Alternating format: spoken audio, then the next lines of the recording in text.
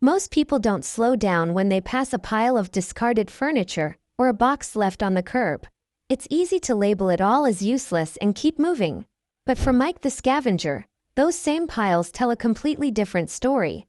Where others see waste, he sees potential. And over time, that simple difference in perspective turned into a full-time income and a steady online presence built on patience rather than shortcuts. Before YouTube, Mike's path wasn't clear or secure. He went through periods where income was unpredictable and stability felt far away.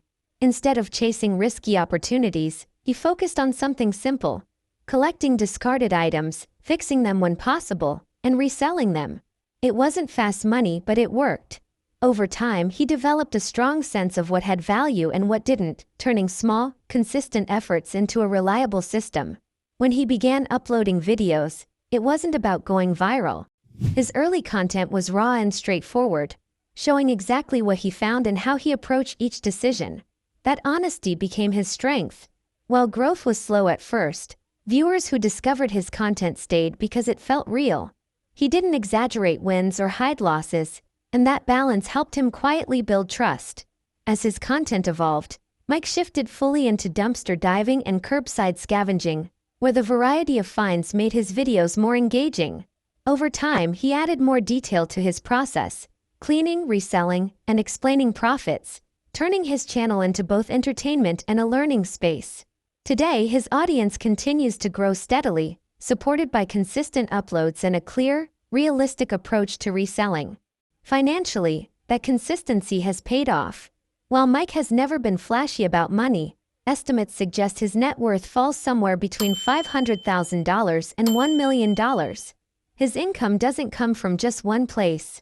It's built from multiple streams: YouTube ad revenue, reselling through platforms like eBay, occasional brand partnerships, and direct support from his audience through options like PayPal and tip jars. Instead of quick spikes, his earnings reflect long-term effort, giving him something more valuable than luxury: control over his time and work. But beyond the business and numbers, there's a more personal side to his story that many viewers are curious about. Mike's wife, Laura, has been part of his life long before his online success. Although she stays mostly out of his videos, her influence is clearly there. She supported him during the early, uncertain years when income wasn't guaranteed and growth was slow. That kind of stability behind the scenes often goes unnoticed, but it plays a major role in allowing someone to keep going. Laura has also built her own path through a creative venture focused on furniture. Through her brand Rockin' Timber, she restores and creates pieces, giving old materials a second life, something that closely mirrors Mike's approach to scavenging. Even though she maintains a low profile, her work reflects the same values of patience, creativity, and finding worth in overlooked things. In recent times, however, her absence from the spotlight led to speculation online. Questions and rumors began circulating, with some people even wondering if something serious had happened to her. Much of this confusion traces back to a car accident in May 2025. Mike briefly addressed the situation in one of his videos, confirming that Laura had been involved in the accident.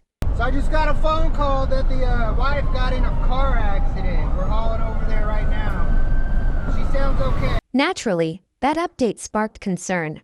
Online searches and rumors quickly followed, with some exaggerating the situation or spreading unverified claims. But the reality is much simpler and far less dramatic. Laura survived the accident, and there has been no confirmed information suggesting any long-term or life-threatening issues. The rumors about her death or serious illness are not supported by any credible source. What seems more likely is that Laura has chosen to step even further away from public attention. Given the nature of Mike's growing audience, that decision makes sense. Not everyone wants to live their life online, and her privacy has remained consistent with how she's always approached things.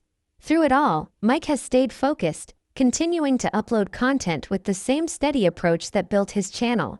There's been no shift toward drama, just consistency. In the end, his story is about building stability from uncertainty through practical thinking and steady effort, showing that real success comes step by step over time.